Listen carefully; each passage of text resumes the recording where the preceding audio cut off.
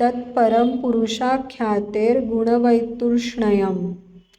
तत त्याच्या पुढे पलीकडचे पुरुषख्यातीही पुरुषाचा ज्ञानामुळे गुण त्रिगुणांबाबत वैराग्यम वैराग्य त्याच्या म्हणजे क्लेशांच्या वैराग्याच्या पलीकडचे अंतिम वैराग्य म्हणजे पुरुषाच्या ज्ञानामुळे होणारे गुणवैतर्ष्णय म्हणजे त्रिगुणांबाबतचे वैराग्य, हे म्हणजे परवैराग्य.